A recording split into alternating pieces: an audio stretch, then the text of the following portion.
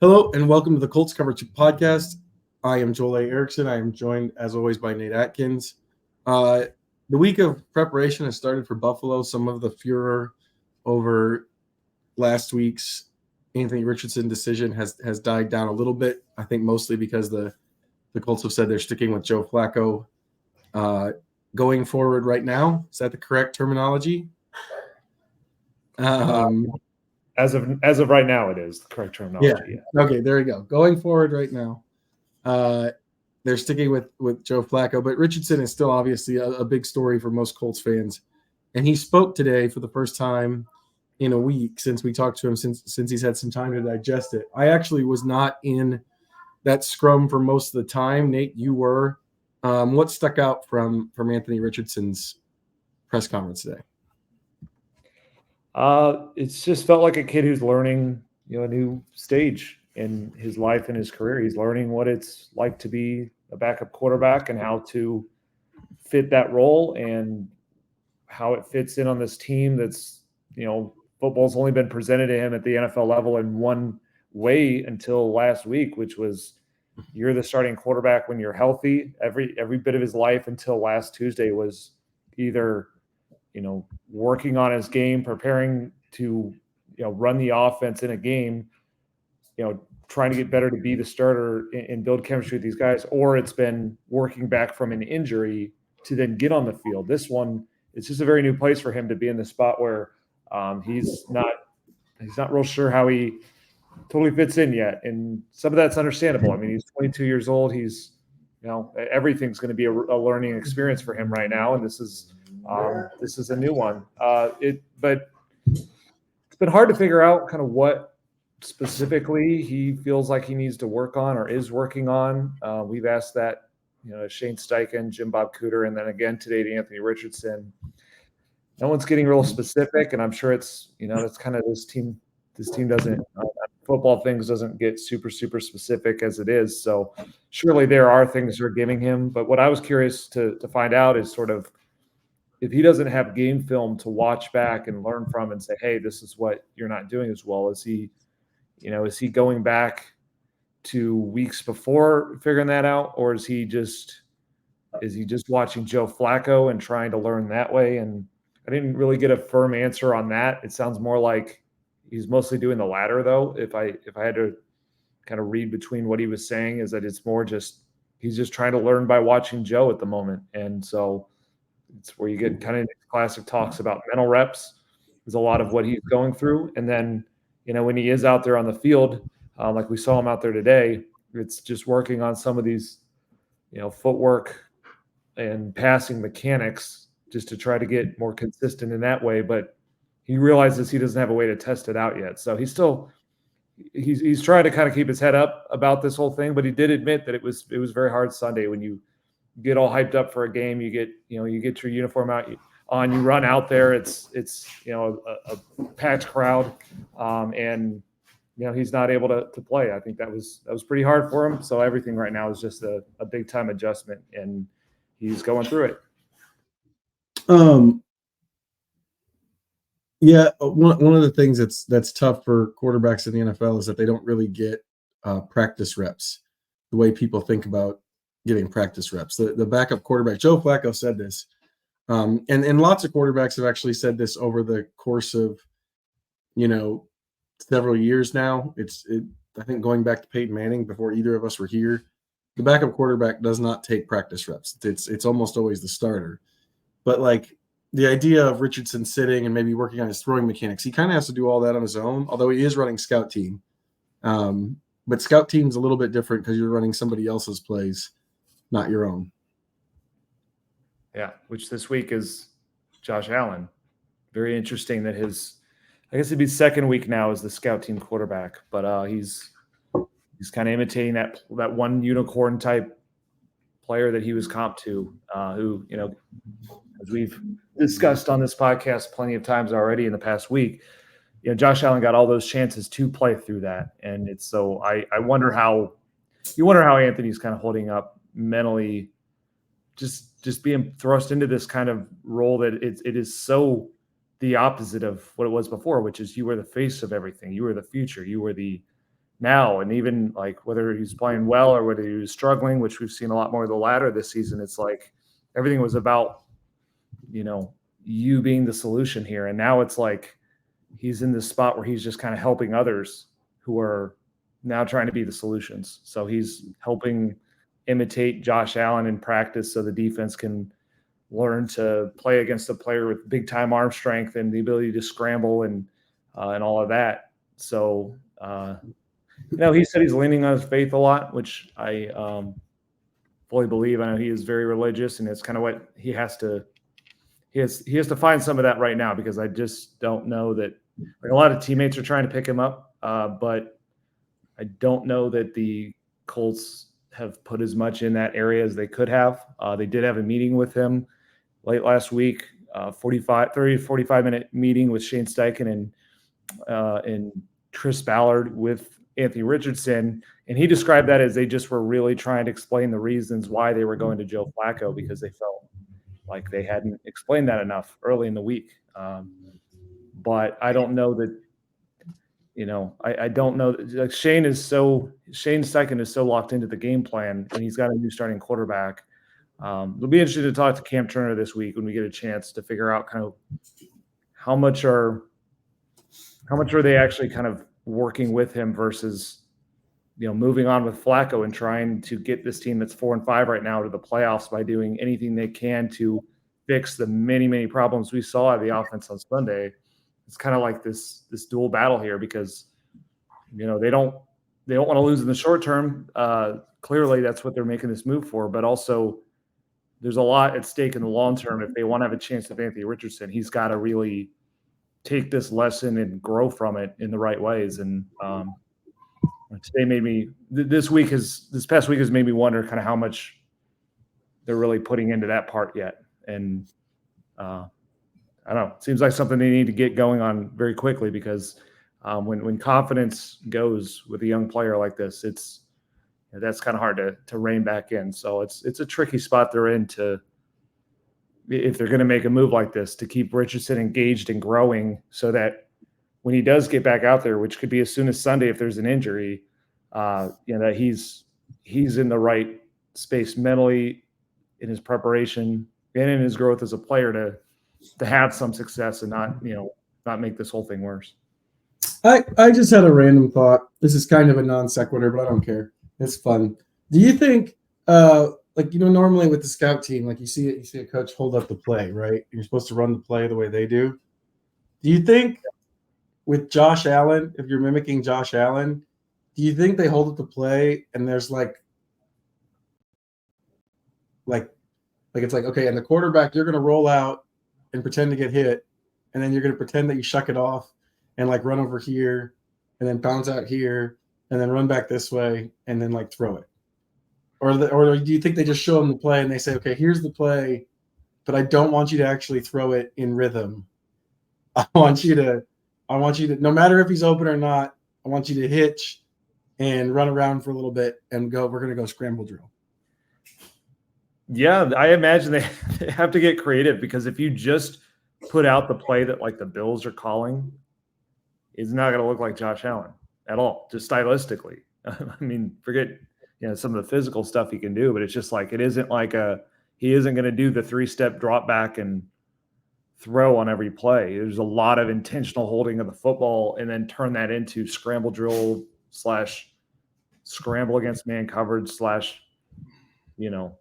sack avoidance, scramble around so you can launch the football super, super far to someone who broke open late. So it's almost like you aren't going through reads and progressions anywhere near the same way, which makes you wonder kind of how I always would love to sit in and watch how like the Bills actually run that practice, or teams that have quarterbacks like that, the Ravens with Lamar Jackson, or the Panthers when they had Cam Newton, is that there's got to be an interesting balance between like they draw up plays that are like normal, football type plays that have like a first read, a second read, and a place the quarterback's supposed to be, and how do they within that like allow a player to do the kind of magical, crazy stuff that he does when that's like essential to being who that player is. It's always kind of fascinated me, and I don't know. Like what we've seen of Anthony this year, He's done some scrambling to throw, but not nearly as much as I think we thought. There's a lot of pocket stuff. So, like, I wonder if they're like, hey, we need you to let your scramble flag fly here. Yeah. Yeah, I don't.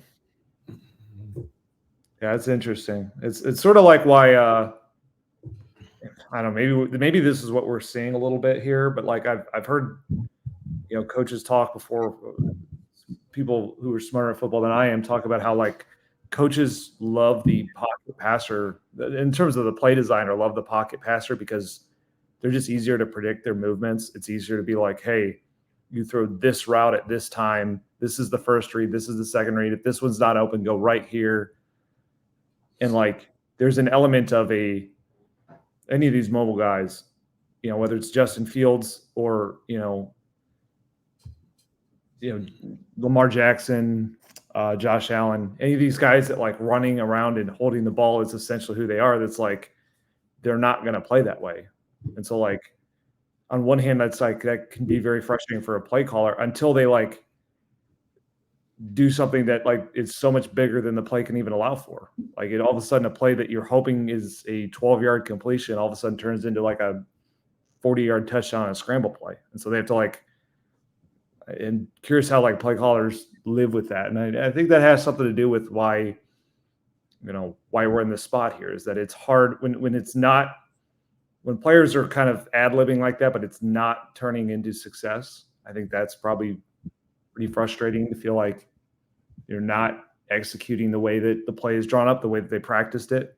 But the flip side is that like when these guys get really, really good, I remember thinking this in Russell Wilson's prime, or Lamar Jackson's a good example too, because their passing design until they got Todd Monken was never all that intricate. It's like the really good ones bail you out of bad play calls too, because they can hold the ball, scramble around, get off the reads that aren't open. When nobody's open, they can get somebody open or create. And it's like, I'm just fascinated by like how play callers kind of handle that and live within that.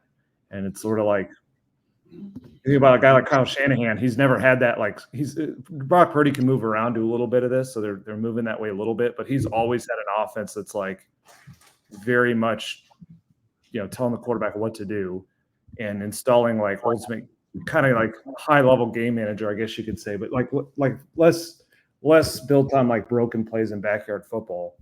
And so I don't know. I was curious how like coaches deal with that. I think we're seeing a little bit here. The one here is dealing with it by going to the pocket quarterback.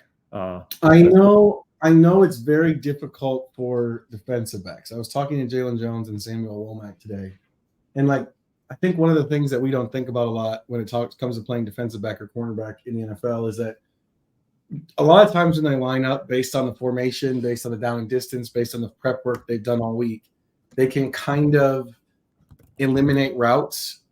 They can get it down to one or two routes that the guy might run, or one or two or three routes. And so, there's still some uncertainty, but it's not as much as like a guy could do literally anything. Plaster drills, that's what they call it whenever a guy starts running around back there and the receiver starts adjusting his route. A plaster drill is more backyard football. You don't know where they're going at all. And you just have to try to stay with them as long as possible. And so it's easy to say like, well, that guy's got to be on that guy. But the longer they run around and the more unpredictable the receiver gets, the harder it is to stick on those players. That's why covering these guys, or that's why when guys can scramble well and find receivers, it's a lot more difficult. One of the other things that Jalen Jones and I were talking about is that there's a big difference in going from college to the pros, because, and not that college quarterbacks don't scramble around, because they do, but college quarterbacks, a lot of them aren't capable physically of making the throw like back across the middle, the hard, strong throw, or they're just not very experienced at it, so they don't try to do that. So like when a guy starts scrambling, you can eliminate more of the field.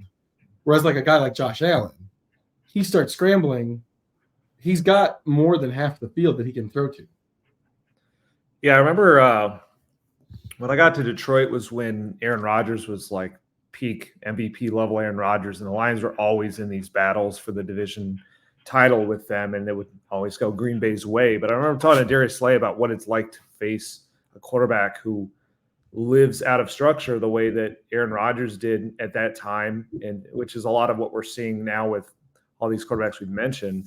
And he just said, like, there's this thought process. We bring this up on here all the time where it's hard to go man coverage against these mobile quarterbacks because you give up scramble lanes. You don't have eyes on the quarterback. You have guys, routes can move defenders away and vacate a side of the field. That's often how it's explained why you don't run man coverage against them.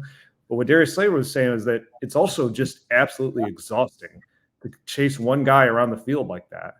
And it's very different. You'd also say, like, well, isn't it tiring on the receiver? I think it is to a point, but it's very much like the same reason that defensive linemen rotate and offensive linemen never do. Is that when you are reacting, you aren't the one dictating the movement. You're kind of chasing or reacting to that person. Like, it's a lot more movement than the offensive player. And so, like, Darius Slay would just talk about how, like, his hamstrings were on absolute fire trying to cover receivers when Aaron Rodgers would do the scramble drill. And, that's why teams, I think another reason why they tend to go to zone more, but obviously that's hard too, because you're trying to pass these things off as they keep going every which way. So these guys like Josh Allen and Lamar Jackson, and this is ultimately, this is what the Colts were taking the bet on with Anthony Richardson on. They wanted it. Like, if you actually get that guy to a ceiling, it is so hard to deal with. And like Gus Bradley said the other day with Josh Allen, is that, like, when you look at like a passing chart and you're like studying a player, he likes to live here, or he likes to live here, or he can't maybe go deep, or maybe he's not so good short and intermediate. With Josh Allen, he said, like, every single corner of the field is red. Like, this is like his hot zone. And when it's like that, it makes it really hard to come up with coverages. And it, like, puts everything on trying to find some way to contain him in the pocket with either the muddle rush or, if you can blitz to at least take away some scramble lanes. It's one of the hardest tasks to deal with guys like this, because they can kind of break any defensive structure you throw out there. Yeah, Womack was also saying that, like, you think about communication and whether or not you can do it in the course of the play. I just asked him, like, when you've got guys that you need to pass off, they're going from one zone to the other and it's a scramble and you don't know where they're going, is there anything you can really do to kind of let each other know? And he said, no, it's happening too fast. It's going too quickly. There's not enough time to do any of that stuff. And so you have to just play it on instinct. Hope your teammate is playing it with the same instincts and knows you're going to let them go, without the formation recognition of knowing what they might be running. It really illustrates why those guys are so difficult to deal with, And then on top of that, with a guy like Allen, they've kind of said that, he's mostly running to throw, but he also runs to run. Yeah. And he's really good at it when he does it. So that's the added part. Like, Rodgers, I think, is probably prime Aaron Rodgers is probably the ultimate example, mostly because he was playing in Mike McCarthy's offense, which famously does not have much structure. It's kind of a hey, Aaron, Jordy, Randall, could you just do this for us? Do all this scheming for us? But yeah, with Allen, but Rodgers really picked his spots to run. Allen is much more likely to run. I think he might be running a little bit less this year. The Bills have played 9 games. He's run 47 times. That's only 5 carries per game. I think that's a little less than he's done in the past. I'd have to look a little closer. Yeah, it's his fewest ever, 5.2 this year. For his career, he's at 6.8 attempts a game. Yeah, so he's running less than ever, but it's still there. It's still in his bag. And he's got 3 especially once you get in the red zone, he's got 3 rushing touchdowns. That's the kind of stuff that you get nervous about. Well, he's got 3 rushing touchdowns, and he's got 22 first downs. And that number is always very key to me, because that's how you stay on the field, and that's how you make the defense play again. And it's like, that's where it gets exhausting. Do this again and again and again. So there's a lot that you would think about Josh Allen that's about explosiveness and big plays, and he certainly, has plenty of those. But it's also this sort of like grind you down effect of his scrambling to get some of these first downs. And in his career, 309 first down runs. And then, like, last year, he was not his best year in terms of rushing yards. He had 524, but 15 touchdowns. So it's like that red zone is where that's really, really problematic because every yard counts so much more than anywhere else on the field. All you have to do is break the plane to count it as a touchdown. And so that's where the field's condensed. So it's interesting because in a way the field's condensed, so you lose the effect of his arm strength, kind of dictating coverages. It's much easier to maybe drop guys out in that way and live in a zone that way. But he can scramble on a zone if it only means breaking one tackle and breaking the plane. So these guys are really tough. I think you have to bank on them. Like when a player plays out of structure as much as Josh Allen does, like there are going to be some mistakes with that. So there is a sort of downside to the way Allen plays. And last year he threw 18 interceptions. So you do see that sometimes, the fumble risk when he's scrambling. What's been so impressive with Allen this year is we have not really seen that at all. Like they are really in a healthy space as an offense where they have this explosiveness, but also, he's only thrown 2 interceptions this season. He's only been sacked 11 times. Didn't you say it's like the least sacked quarterback? Least sacked quarterback in the 11 sacks is the fewest of any team in the NFL, and the Bills have played 9 games. They haven't had a bye yet. Yeah, it's amazing to look at. Last year, also least sacked quarterback in the NFL. His sack percentage only got sacked on less than 4% of dropbacks, which is kind of crazy for a guy that holds the ball that much. So sometimes it's like those guys tend to take more sacks. Justin Fields tends to, take more sacks and can drive his coaches crazy sometimes because he holds the ball so long. But Allen has this mix of when he does need to throw, he can launch it. When you do get someone on him, he can break the tackle. And then right now, just living in a healthy space where he's able to complete 64% of his passes. And I think he's got a quicker internal clock as far as when to run. So it's kind of an interesting ride for Josh Allen just in his career. The guy that you remember coming out that everyone was scared of, it was, one thing was like the natural accuracy wasn't good, but it was also a lot of mistakes because he would play this way, but like maybe he didn't always know where the defenders were going to be, or maybe he didn't have that quick internal clock, so he'd be in danger a little too much. His first season, sack percentage was 8%, so double what it is now. And even though he only played 11 games, he had 12 interceptions. This year, in 9 games, he's got 2 picks. So we're kind of waxing poetic on Josh Allen, but the reason, they're going to face it this week is a big key is like they have to find a way to handle this. Also, I think, though, that like if you still are holding out hope for, Anthony Richardson, which the Colts say they are, for when he gets back out there, when they try this again, I think that's something to keep in mind is that a player of this style who is learning how to live out a structure this way, how to tap into those gorgeous gifts when they're young and they don't know what they don't know yet, they're going to make a lot of mistakes. And Josh Allen was kind of king of the mistake. I remember they lost to the Texans in his first playoff game when he was just wildly loose with the ball and just kind of killed their possession in overtime. They lost to Deshaun Watson and the Texans, but that was, they were on the roller coaster. They stayed on it, and now they have a quarterback that I have to think he's the MVP frontrunner right now. Yeah, I was thinking that too, and I was looking at his numbers. The other thing I was thinking about is how does this defense slow down the Bills? Because this defense, especially since Buckner has been back, has been predicated on the pass rush. But this is the least sacked quarterback in the NFL. Yeah. And the Bills' running game has been okay. James Cook's been fairly good. He's averaging 4.6 yards a carry. He's got 8 touchdowns, but I think they're in the middle of the pack. Flip side of that is the Colts have given up a ton of rush yards. I think they moved to the middle of the pack now in yards per carry, but they've given up a ton of rushing yards. They're second most in the league over the course of the season so far per game.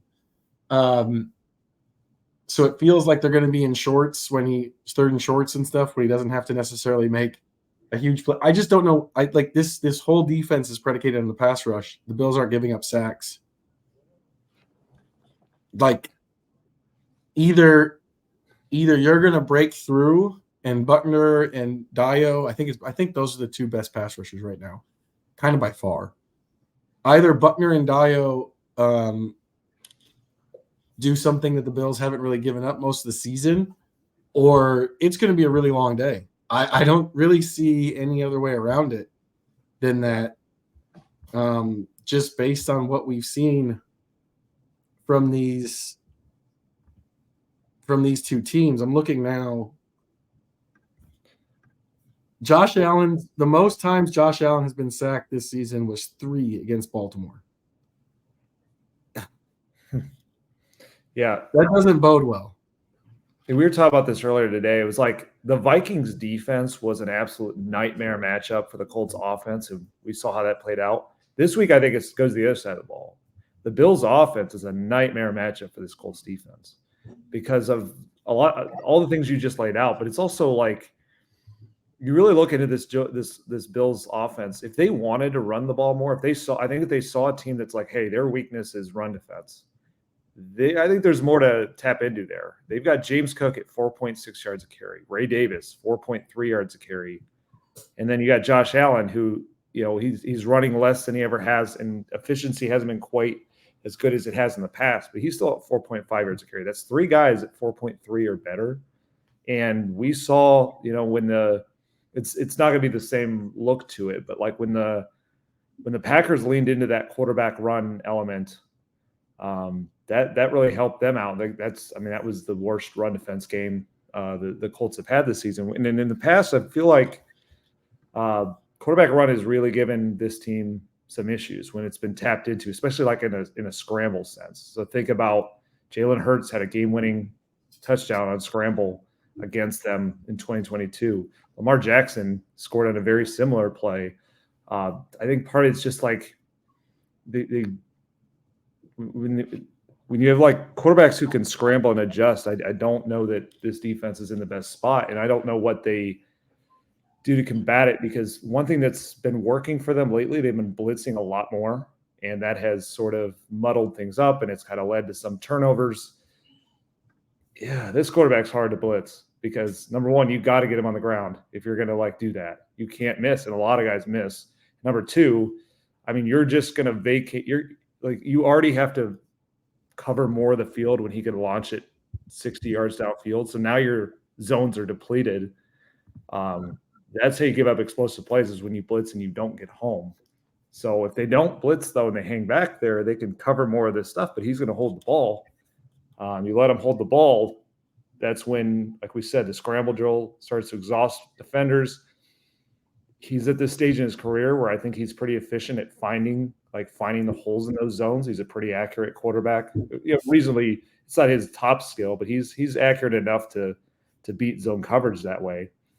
And it'll be very interesting. The Colts have lately, if you look at how they played defense, which is really, you got to give them some props. Colts defense has really stepped it up from, going back to the Jaguars game, which is when it looked like they were in just disarray mode. It's gotten overshadowed by all the conversations we're having about quarterback and offensive direction. But a big shift that they've had is that I just think Gus Bradley has evolved in ways that a lot of people said, he doesn't, frankly. He's moved, he's blitzed more, he's run a little bit more too high safety. They've become a defense that looks more like the Matt Eberflus defenses that would give up completions, will let you drive down the field, but they were bend but don't break, and they would get those turnovers. What's tough with this matchup is that, number one, you try and live bend but don't break. This guy can still break you because of the arm strength. But also, if you're going to let him drive down the field and get red zone possessions, the Bills are so lethal in the red zone because of this skill set, and then they also don't give up sacks and turnovers. So I don't know.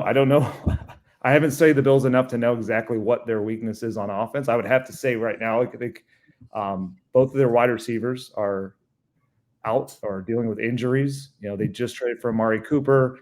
Keon Coleman's been dealing with an injury. So if one or both of those guys don't play, the matchups and coverage are a lot easier. No more Stephon Diggs here. If they do play, though, it's tough. I think this is going to be the best combination this season if those guys play. If Amari Cooper, let's just say if Amari Cooper plays, I think it's going to be the toughest combination they faced yet of quarterback and wide receiver. Because last week they faced the best receiver there is in Justin Jefferson. He went for 137 yards, but Sam Darnold was in kind of a disaster mode for a lot of that game. you combine with, you don't have a Justin Jefferson out there, but you have an Amari Cooper Pro Bowl type receiver who adjusts a lot of quarterbacks with an MVP level quarterback. And it's a bind. And I think you're right. I think it's ultimately we're going to have, if they end up surviving this, I think we're going to look back and say, DeForest Buckner and Dio Dangbo just messed things up to a level that helped them survive it. Yeah, the Bills are being real coy with Keon Coleman. We're taping this on Wednesday, and I think I saw somebody, Elena Getzenberg, who covers the Bills. I think I saw her post on X Twitter that McDermott said today that he might miss more than just this week, but they're not ruling him out yet, which is a really weirdly mixed message. It's playing it really coy with his wrist injury. Cooper, they kind of played coy last week. There was a lot of talk about whether or not he was going to play. He practiced in limited fashion. That probably helps. Those guys are kind of the explosive dudes, but some of these other guys are a concern for me as well, just because this Colts team has really struggled against tight ends over the course of the season. They're tied for the most catches given up to tight ends, and the Bills' second leading receiver is Dalton Kincaid with 32 catches this year. If you have a good tight end, you can get them a lot of catches against this defense in the middle of the field. And then Khalil Shakir, I think, is maybe less of a concern because of Kenny Moore, but also, if he's scrambling around and finding people, just because he doesn't have his outside receivers, they can work the middle of the field where this team has had some issues. So it's not a good matchup. I want to move over to the other side of the ball, though, where this Bills defense, I really do feel like the Minnesota Vikings was a terrible matchup for Joe Flacco's first start in the he's actually starting piece. The Bills are a little bit better fit. And I think it starts with one thing.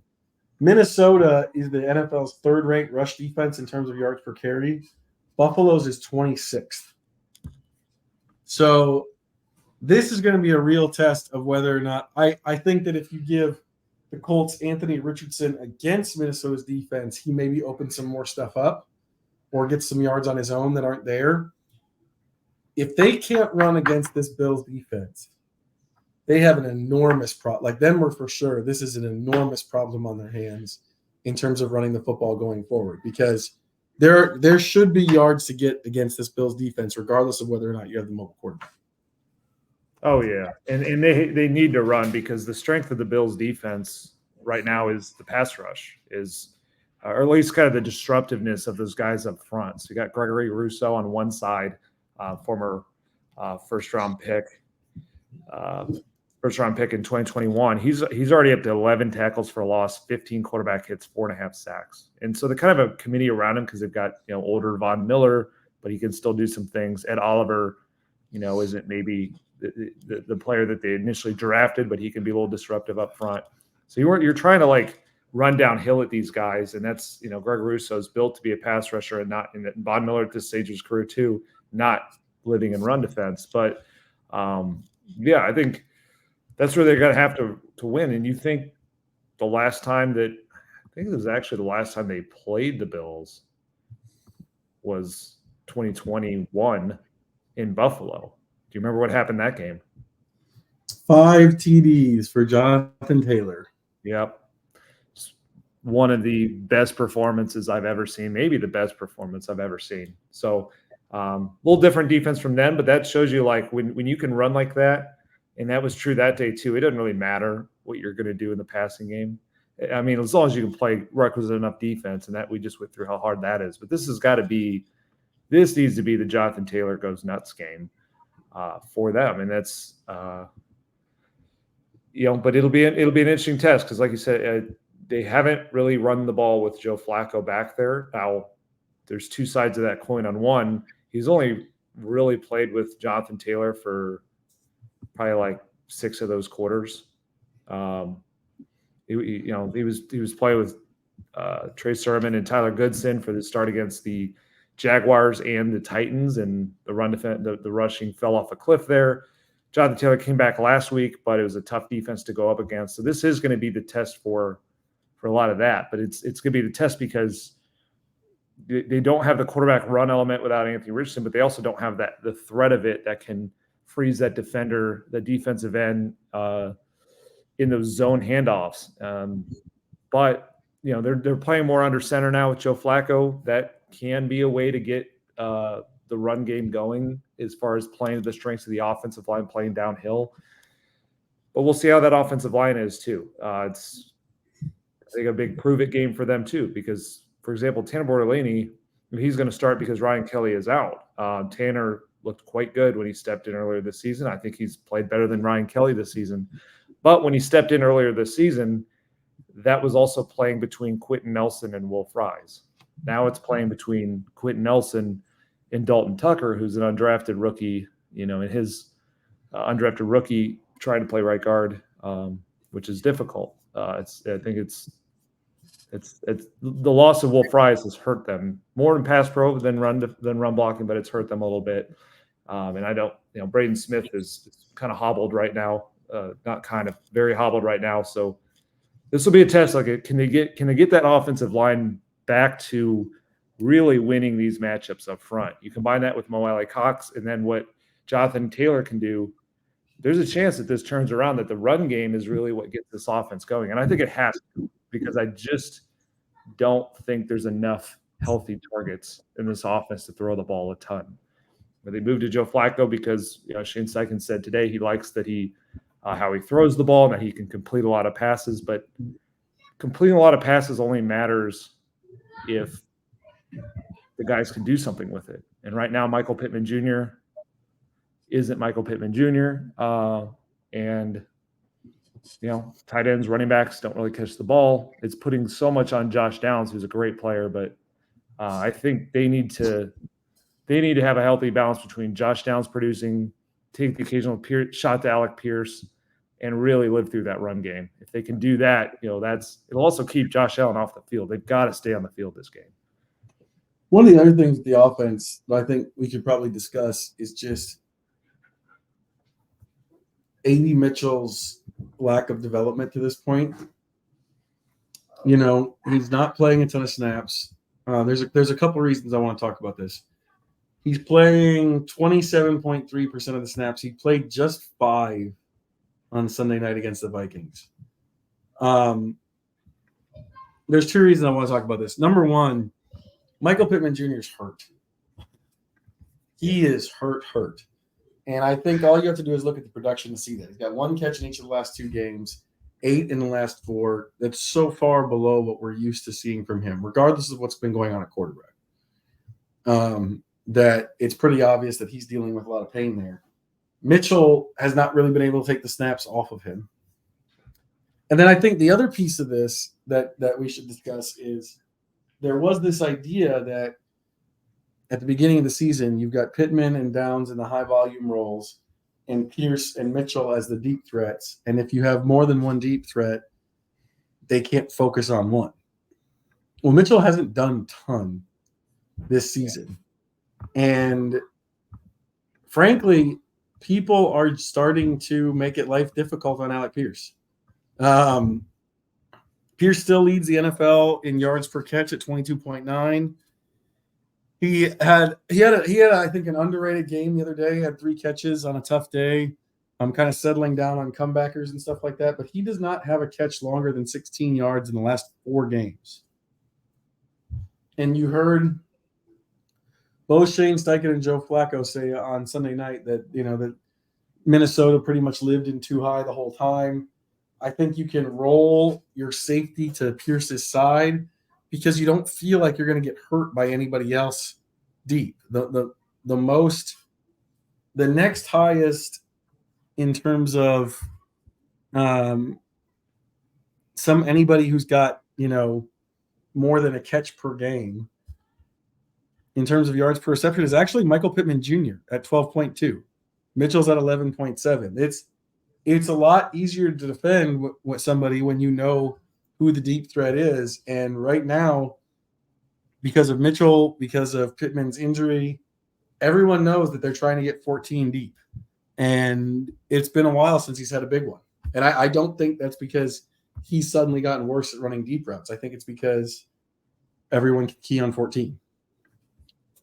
We've only really seen Joe Flacco go deep in one game against the Yeah, Jaguars. that's fair. So that's something to watch too, is, Joe Flacco's entire career has been arm strength, going deep. This year, not a lot of attempts on that. So is that because teams are living in the too high shell and he only has one deep threat and he's getting the safety attention? I think that's certainly part of it, like he just laid out. But also, I'm kind of curious to see like how much arm strength Joe Flacco has left, how much confidence he has to rip those throws that are quite difficult to go that far down the field at his age 39. But yeah, it's very difficult. It's also like not only do the Colts not have multiple deep threats at wide receiver, like I don't know that you need to put your safety on. I hate to say this, but I don't know that you have to give safety attention to Michael Pittman Jr. the same way right now, the state that he's in. He's just playing it like it feels like he's playing at 50% of himself out there. He's had 10 targets in the past 2 games, and he's caught 2 of them. Like he's usually a very efficient player, at least at like securing catches. It's maybe the explosiveness that's not as high, but right now when he's in this state, you're just like letting you make these guys prove it. Beat us if you can. And right now credit one guy who's consistently doing that, which is Josh Downs. And he's done that kind of with every quarterback, whether he's facing man or zone. I just think he's a player that's too hard for anybody to cover in the slot in this league, at least consistently. But is that enough? Is that going to open up the deep shot to Alec Pierce? And will they take that? I don't know. I think that's why I think the run game is so critical. They've got to get to running so well that they force one of those safeties to come down into the box and give Alec Pierce that lane to win along the sidelines. If they can do that, I think they can unlock Pierce a little bit. But yeah, it's been tough sledding the past 4 games. I do think Pierce played well last week, but the 3 games before last week, he had 26 combined yards. So It's just very difficult the way that they're constructed right now. Yeah, and Flacco's got to throw it earlier to Pierce. He's got to get it out in front of him. You think about the one that they got pass interference on the other day. I thought that was one that if you get the ball out in front of Pierce, we've seen this year several times, like he's got a little extra to go get the ball in the last couple steps of the route. He can go up and get it jumping. He can't do any of that stuff if you underthrow the ball. Like it's got to be out in front of him to give him a chance to win late against the defensive back, which he's capable of doing. We haven't seen it as much from Flacco. Flacco is actually 10th in intended air yards. I was kind of surprised when I just looked that up. In the NFL, maybe that's the small sample size. I'm a little surprised by that. You said what's he ranked? 10th. 10th. So I wonder if some of that is related to the amount of attempts he has in these games. Yeah, I was thinking small sample size maybe. Yeah. So, his last 3 starts, he had 26 against the Steelers, but only played in like 3 quarters. Then it's 44 attempts against the Jaguars, 38 against the Titans, 27 against the Vikings. So I think it's one of those where he's not like taking a lot of like the big deep shots, but he's throwing enough in games that in a small sample it looks a certain way. This is also a league where like teams are running like they've never run before. Teams are running against the too high shell. The Colts with Flacco out there have been throwing. Jonathan Taylor only 13 carries last game. So that's also the test here. Not only can they run really well, are they willing to live with that and make that who they are? It's gonna take a shift in philosophy, but this is the game to do it, because especially if they gotta limit the risk of turnover in this game too, because that's the way to get in deep trouble against Josh Allen, is to give him a short field and to put your defense right back on the field really quickly against this quarterback that kind of exhausts you with the way he plays. So looking through Flacco's games, actually the game that's propping up his intended air yards, and I admit I've forgotten a little bit about this since it was so far ago. is the Pittsburgh game in week 4. 10.4 intended air yards in the Pittsburgh game. And I believe his second most is the Titans game. Yes, the Titans game at 8.5. The other ones were 7.9 and 7.3. So without having the tape in front of me to look at it, I think a lot of it has to do with small sample size. Last week against the Vikings, they, like I said, they said that they lived in that too high shell and they didn't really do anything to get him out of it. Which, to your point, this is where you want to run the ball. Flacco's intended air yards were 7.3. That's his lowest of the season. Yeah.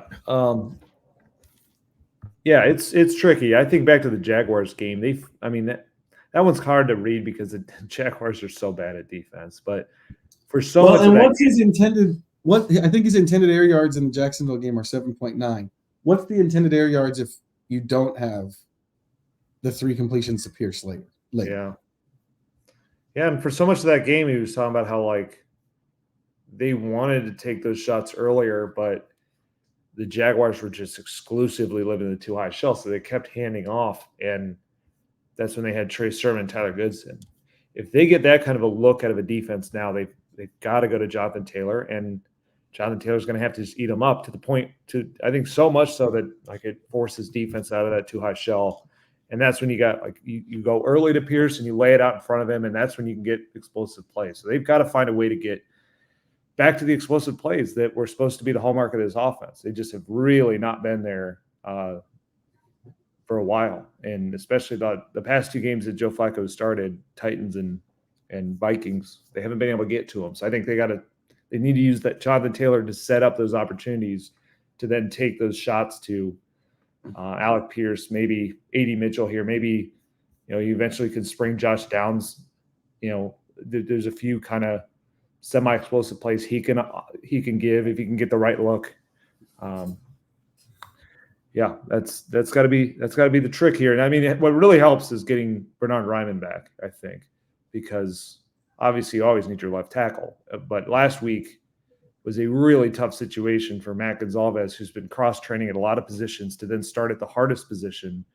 And it was so front of mind of the Colts that they were living in 12 personnel, basically with an extra lineman and Mo Alley Cox to help him survive that. And they did a reasonable job of that until late in the game when they had to hold the ball, and that's when the sacks came. But what they gave up is that Josh Downs played his fewest snaps of the season in that game because they want to live in 12 personnel. Well, right now, as we went through those targets, if Josh Downs isn't on the field, who do you trust to consistently catch the ball right now? I can't come up with anybody because Michael Pittman's the state he's in. Alec Pierce is meant to be a low volume player. It's the more tight ends they play, they got to run the ball super well, or else you're not really getting an advantage out of that. I think maybe the answer is they gotta try to do different stuff with Pierce. That's what I think. Yeah, so now that takes away some of your deep game, but if Pittman's not the guy, try to tap into some of what we saw in Pierce's rookie year against Denver. It's really the only time he's done that where he's been short, high volume, but they might have to. They might just have to, considering what they're dealing with. Either that or A.D. Mitchell's got to take a step forward halfway through his rookie season. I think what you just said that's kind of the thing I'm looking for. I think that has to happen here because I just don't see where Michael Pittman Jr. is able to fix this issue until he gets the chance to give it real rest. He's practicing 1 day a week, and it is what it is right now. And backs don't just get better; you hope that it doesn't get worse. But it's the spot they're in. The bye week is still more than a month away, and that's even just one. I don't know that 1 week is going to solve it. So you look at this; it's Pierce. Yeah, I do think they can run a few more routes with him, but I still, he has a style to him. He has certain routes he's a lot better at than others. Josh Downs is showing some good versatility, but they need one more guy who can win on the perimeter and A.D. Mitchell is the guy they drafted to be that guy. They need to see that because the Bills did the same thing. They spent a second round pick on Keon Coleman, who is sort of your he is your big framed outside wide receiver, and he is having a very nice year right now. He's for a rookie. It's a very Pierce-ish year. It's a very Pierce-ish year. Yeah, it's a bit boomer bust. He's at 417 yards, but some games are big, some games are not. But 11.6 yards a target. So it's like when his number is called, he is really delivering. 3 touchdowns already, 16 first down. His 22 catches have produced 16 first downs. So like that's, it's not realistic to think A.D. Mitchell is going to be that right now, but he's got to be closer to that. This is kind of the moment that they drafted him for this year, is to give them something else on the outside when Michael Pittman Jr. isn't able to be that guy.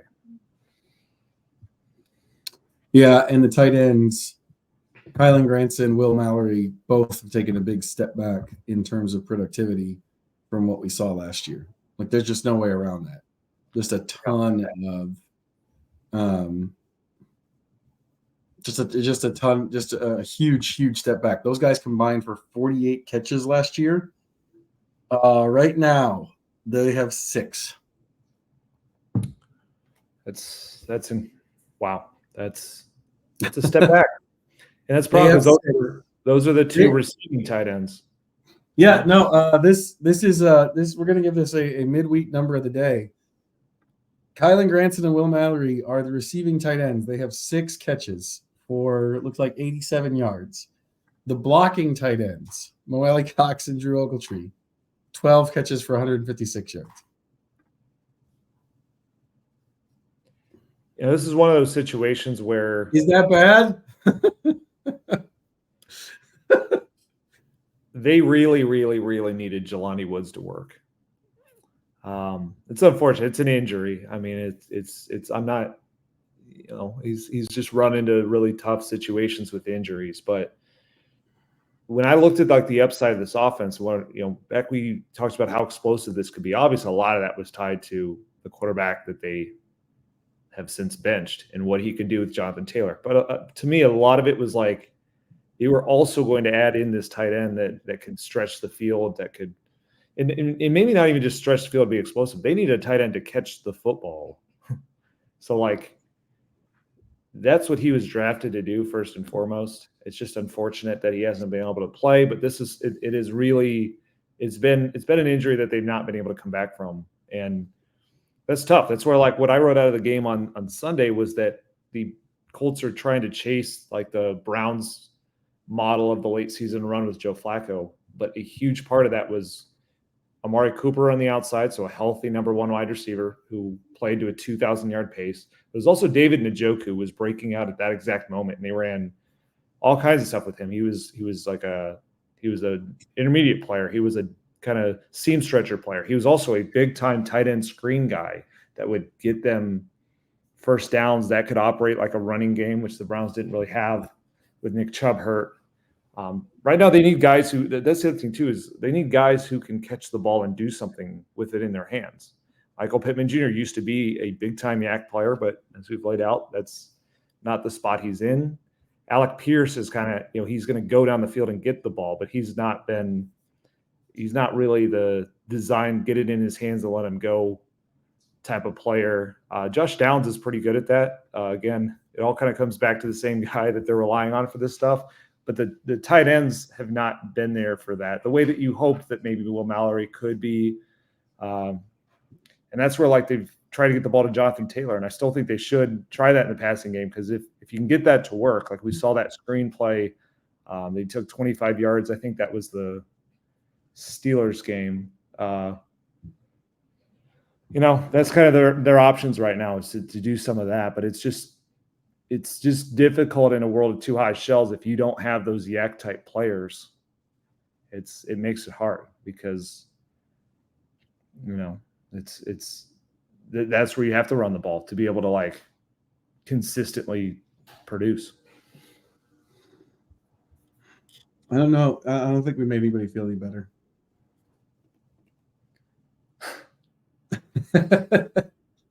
Yeah, I wish I could. I don't know if that's the goal of the podcast or not. I'm not sure we made anybody feel any better. Well, I will say this though. Obviously, if you want to feel better and have some fun, go draw up some Josh Allen scramble plays for the scout team, complete with like all of his little motions that he does. Little scribbling. Well, I'll at least say this is that if for all the reasons we laid out on paper, they're not going to be favored in this game, but they're at home. They've played a lot better at home than they have on the road. If this could be a game where if they can pull the upset, if they can get Josh Allen to play a little greedy, if their pass rush can muck it up front to take away the opportunities for those explosive games, if they can get a couple of turnovers the way that they've been getting them lately, if they can win the matchups on the perimeter, if the Bills are a little bit hampered still at wide receiver, and if they can live through the run game, there is a path to winning. And if they win this game, I think it could really, like, a lot of this season feels like is riding on this game, quite frankly. Just the way you look out, they're 4-5 right now. They've got the Lions in 2 weeks. So this podcast will even be, they have some matchups they can win against the Lions defense, but the Lions offense, scary. Boy. Very scary. So they got to win one of those two games though, Lions or Bills, and the Jets game, because you need to get to 6-6 to feel like you can do this thing. If they're 5-7, it's not impossible, but all of a sudden it's like your ceiling of your season is probably try and rattle off these wins late in the year to get to a wild card and then go on the road, which they haven't played well in the season. And again, that's when we get into all these bigger existential questions about what was this season about? What's the future of the quarterback position? Like, to make this Joe Flacco gamble work, I think they got to get to 6-6 and then go on that late season run when the schedule is going to get a lot easier. That's kind of if you're looking for a bright side, it's that these matchups aren't going to be there the whole season. They're eventually going to get to a stretch where it's, Patriots at Broncos is a little bit tricky, but matchups easier than this. And then they've got the Jaguars and Titans at home and then at the Giants. So it's the opposite of this, where all of a sudden it's a much easier matchup on paper. It's like they got to pull one of these upsets though to get to the point of the season where you can start rattling off those wins and make this thing come together. And then who knows, maybe somewhere in the stretch of there, I think at some point they're going to need to put Michael Pittman Jr. on injured reserve. I just think that's what he's probably going to need. If that's around the bye week type area, maybe they can get him back for that late season run. Maybe A.D. Mitchell starts to get it going. Maybe they get this run game rolling with Jonathan Taylor and then puts Joe Flacco into more of a kind of game manager spot than having to be the guy that's producing all the plays. There is a route where this can all work. It's just like right now in the interim, with the situations going on, the matchups on paper, it's really hard right now. So they've just got to find some way against the Bills or the Lions. And I honestly think this is the easier matchup than the one against the Lions, just because at least in this one, I can envision a world where, the Bills don't have their outside receivers potentially, or Josh Allen on the road gets a little loose in gambling and maybe get some turnovers. I think that's easy. That's easier right now. I'd rather face the Bills offense than the Lions offense, but either one, I don't know. Those are two nightmare matchups for most teams, not just the Colts. For most teams, that's not fun. I don't know. I'm pretty sure we can't get the rights to this music, but if Clark, if the person who produces these, Clark Wade, very, very good, wants to just put the Jaws music or the Empire music from Star Wars over everything Nate just said, I think it'd fit. I was trying my best to find some hope for these guys. Still not working. That's been the Colts Cover-2 podcast for this week. We will be back on Sunday night with our thoughts on whatever happens in the Bills game, and maybe it'll seem like the matchup wasn't as bad as we thought, but for now, sleep well. Don't think about anything Nate just said.